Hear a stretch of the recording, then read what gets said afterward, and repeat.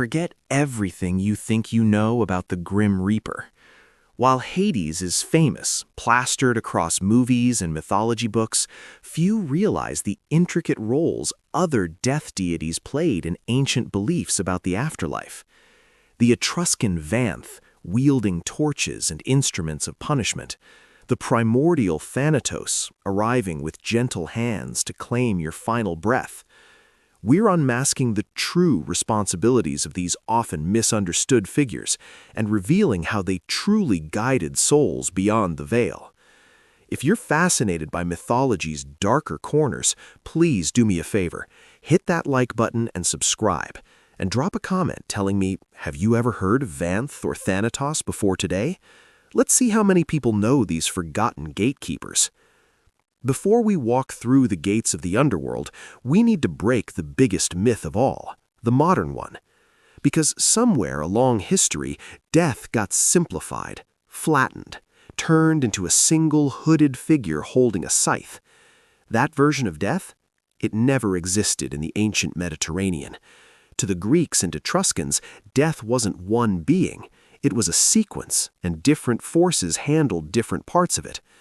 Thanatos wasn't a punisher. He wasn't hunting souls. He didn't chase you through the night. He simply arrived at the very last moment, touched you gently, and the struggle ended. A death with Thanatos was the best ending a mortal could hope for. Vanth was different. She appeared at death scenes not as an executioner and not strictly as a guide, but as a witness. Always there, always watching. Sometimes carrying a torch, sometimes a serpent, sometimes a blade. Etruscan art shows her standing calmly beside scenes of violence, as though she's the only one unafraid. Where the Greeks softened death, the Etruscans stared it straight in the face. And then there's Hades. Not death, not a destroyer, a ruler, a warden, a king. He doesn't decide when you die. He doesn't come for your soul. He simply takes you once you're already there. Once you understand these roles, everything else falls into place. Death wasn't a single moment. It wasn't a single figure. It was a journey through hands. Thanatos, Vanth, and finally, Hades. And the first hand you meet is the gentlest. For all the fear humans carry about dying, the Greeks believed that death itself didn't have to be cruel. In fact, if you were lucky, if fate allowed it, you wouldn't meet agony or terror at the threshold. You'd meet Thanatos. Not a monster, not a shadow, not a hunter, but a quiet, winged presence, almost serene. Imagine the final moments of a worn-out warrior on a battlefield. The noise fades, the shouting pulls away like a tide, the pain loosens its grip, and standing beside him is a youth with folded wings, calm eyes, and a touch as soft as drifting sand. That was Thanatos' role, to end the struggle, not to cause it. The Greeks saw death as frightening, yes, but they also understood exhaustion, sickness, and the longing for rest. Thanatos was that rest, the peaceful version, the good death. And in a world where disease, war, and violence were daily realities, a gentle death wasn't just a blessing, it was a luxury.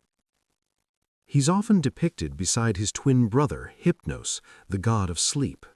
Two forces so close that ancient poets describe death as a deeper form of sleep. Where Hypnos closed your eyes at night, Thanatos closed them forever. Not painfully, not violently, just finally. But this gentle image of Thanatos also reveals something important about ancient Greek psychology. They feared dying badly more than dying itself. A death without him, violent, horrifying, chaotic, meant something had gone wrong. It meant the threads of destiny had snapped in the worst possible way. It meant no soft passage, no peaceful loosening of the soul. And if Thanatos didn't arrive, the Greeks believed another door opened, one involving vengeful spirits, restless ghosts, and darker powers. But that's a path they hoped never to take. So why then is Thanatos almost forgotten today? Because his role was subtle. He didn't rule, he didn't judge, he didn't guide. He simply arrived when everything else was finished.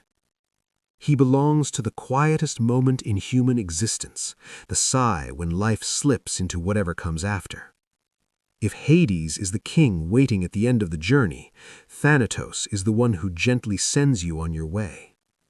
But he is only the first presence at the threshold. Next comes the ruler of the realm itself, Hades, the king beneath the earth. And the truth about him is nothing like the modern legend. If Thanatos is the soft moment where life ends, then Hades is everything that comes after, but not in the way people imagine today. Forget the flames. Forget the devil. Forget the idea of Hades as a tormentor waiting to drag souls down. The Greeks never saw him that way. Instead, picture a massive, silent kingdom beneath the earth, endless halls carved from shadow, rivers that twist through darkness, and fields where souls drift like pale echoes. And at the center of it all sits Hades, unmoving, unshaken, watching with eyes that have seen every human who ever lived eventually pass before his throne. He is not death. He is the destination. To the Greeks, Hades was the ultimate constant. You could outrun war, you could escape sickness, you could avoid danger, but you could never avoid him. His realm was where all roads ended, no matter who you were, king, slave, hero, tyrant. Everyone arrived the same way, silent, weightless, stripped of all earthly identity. And it's here that Hades shows his true nature. He is not cruel, but he is absolute. He doesn't chase souls. He doesn't pick victims. He doesn't interfere with the living world. His power lies in something far colder, finality. In Greek art, he never lunges forward or raises a weapon. Instead, he is calm, seated, robed in black or deep blue. His crown sits heavy. His scepter rests lightly in his hand.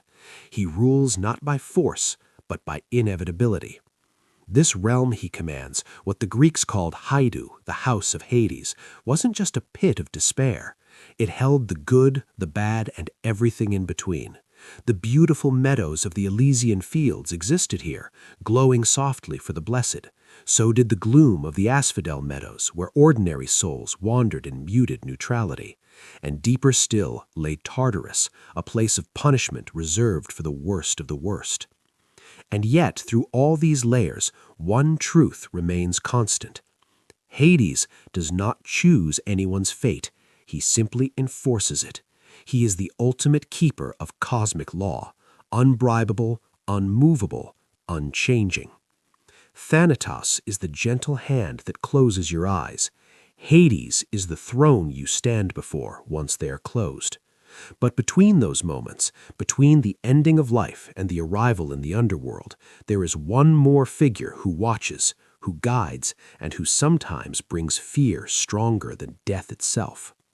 She is Vanth, and her presence is unlike anything in Greek myth.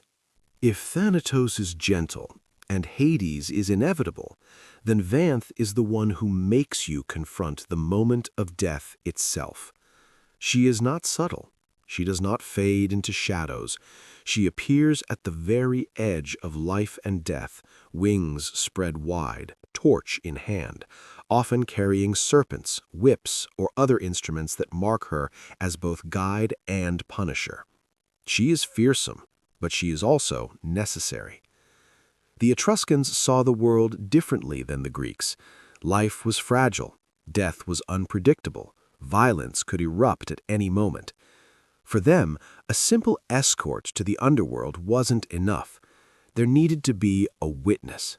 There needed to be someone to remind the living that mortality is absolute, that fate cannot be ignored. That someone was Vanth. She appears in tomb paintings, in sarcophagi carvings, standing calmly beside scenes of murder, sacrifice, or heroic deaths. And yet, she is not cruel for cruelty's sake. Her role is dual. She guides the soul forward, and she punishes the wicked or those whose lives ended violently. She embodies the tension between mercy and judgment. To encounter Vanth is to feel the weight of death's inevitability and its moral shadow, both terrifying and strangely beautiful. Unlike Hades, who sits in his kingdom awaiting all souls, and Thanatos, who ends life gently, Vanth moves through the world of the living and dying. She is present at funerals, battles, and sudden deaths. She's the one who ensures that no soul strays from its path and that cosmic balance is respected. In her winged, torch-bearing form, she is a constant reminder. Death is not merely the end, it is a moment of confrontation. Her presence also reveals the Etruscan understanding of life itself. Death was not clean or distant, it was raw, it was personal, it demanded attention. By giving it a figure like Vanth, both guide and punisher, the Etruscans acknowledged the chaos and the necessity of mortality in a way that was stark, vivid, and unflinching. In short, Vanth is the figure you do not want to meet unprepared. She is the eye that sees everything, the hand that points the way, and the torch that illuminates both fear and passage. If Thanatos opens the door and Hades waits on the other side, Vanth stands firmly in the doorway, wings spread, ready to guide or to confront. Now we will trace the full journey of a soul as it moves between these three forces, from peaceful release to inevitable arrival, to the watchful, sometimes terrifying guidance of Vanth. Now imagine a soul leaving the body, passing through the threshold of mortality. The journey isn't simple. It's shaped by the hands of three very different figures, Thanatos, Vanth, and Hades. Each plays a distinct role, creating a path that is sometimes gentle, sometimes terrifying, sometimes absolute. The first touch is Thanatos. The soul feels a quiet release, like slipping into sleep. There is no judgment, no cruelty, only the soft certainty that life has ended and that the moment of transition has arrived. In Greek myth, this is a relief, a final act of mercy in a world filled with suffering. It is the hand that closes the eyes, the wings that shield the soul from the fear of its own end. But in Etruria, the journey shifts almost immediately. Vanth appears at the border where life clings to death. She is torch in hand, eyes steady, wings spread wide. She examines the soul's passage. If the life was violent, reckless, or unjust, her presence may feel punitive. Yet she does not act randomly. Her gaze balances guidance with confrontation. She ensures that the soul does not linger in the chaos of mortality, that it cannot escape the natural and moral order of existence. The Etruscans understood death as both inevitable and morally weighted. Vanth's dual role embodies that worldview. Finally, the soul arrives at the realm of Hades. There is no drama here, no wings, no torch, no sudden encounter. Hades' kingdom is calm, silent, eternal. It is not punishment itself, but the ultimate container of every life story. The soul rests where it belongs, in meadows, shadows, or deeper recesses, depending on deeds and destiny. Hades enforces the order of life and death with absolute impartiality. Unlike Vanth, he is unmoved by the chaos of the living world. Unlike Thanatos, he does not touch the moment of death. He receives it, unyielding and absolute. Seen together, these three forces create a full spectrum of the ancient afterlife. Death begins as release, transforms into confrontation, and concludes with inevitable settlement. Peace, terror, and order intertwine, reflecting the human experience itself. Life ends quietly, yet the transition is not without its witnesses, and what comes after is certain. This comparative journey also reveals why these figures still resonate today, and what they tell us about our own relationship with mortality. Next, we step back from the journey itself to reflect why these figures still resonate today and what they tell us about our own relationship with mortality. After traveling the path of the soul, Through the gentle hands of Thanatos, the confronting wings of Vanth, and the unyielding domain of Hades, one truth becomes clear. Death in the ancient world was never simple, never singular, never distant. It was immediate, personal, and deeply structured. Every culture imagined it differently, but every vision carried the same weight. The end of life was an event worth understanding, worth respecting, worth fearing and revering in equal measure. Thanatos teaches us that death can be gentle, even merciful. It is the quiet moment that ends struggle and grants release. Vanth reminds us that death can be confrontational, a force that observes and enforces moral balance.